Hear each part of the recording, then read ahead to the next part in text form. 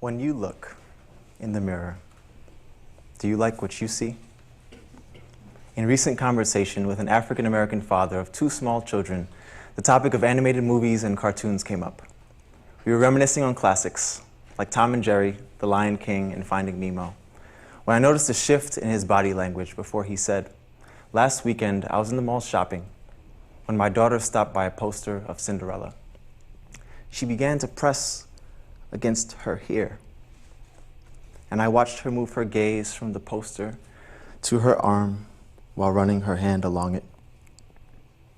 He remembered his daughter asking him why her hair wasn't like Cinderella's, and he recalled telling her, 'You are beautiful just the way you are.' In that same moment, a group of young white women were entering a nearby tanning salon.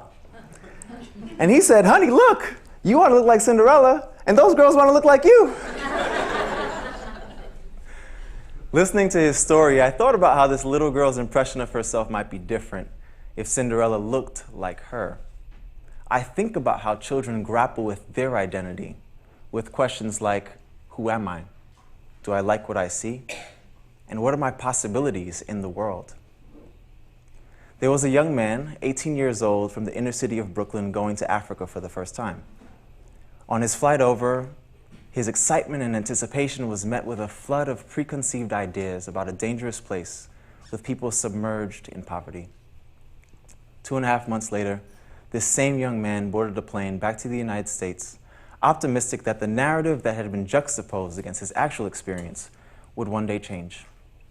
I was this young man in South Africa, living with a German host family, working with teenage entrepreneurs in a black township, and serving as an English teacher in a colored community.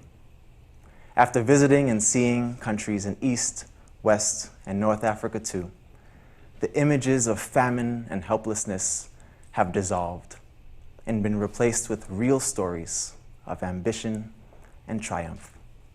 So today I ask, how do we break down negative narratives that may be embedded deep in our psyches?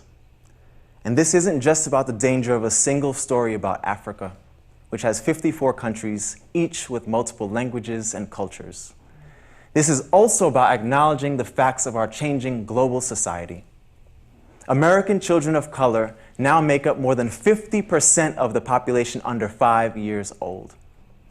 And our children need to grow up to be better leaders, educators, police officers, and citizens of a globally connected world, where we must learn how to respect one another in order to truly thrive.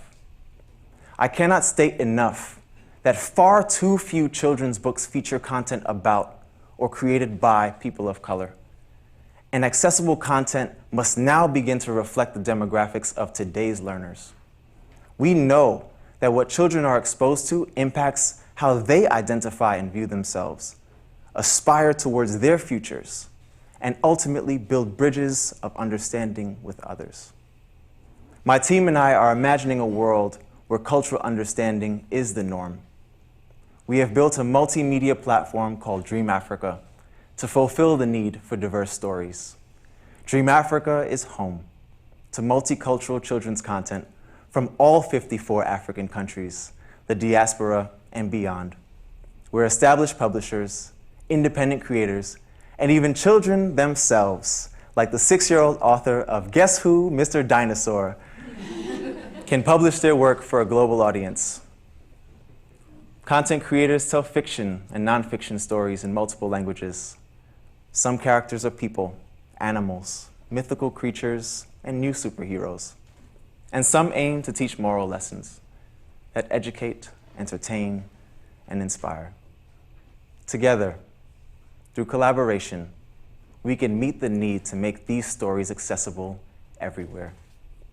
In elementary and primary schools, in libraries and museums, and to the families of children who no longer have to look at Cinderella as the standard. We know that princesses, kings, and queens come in all colors, and it's time for our children to know that too. Thank you.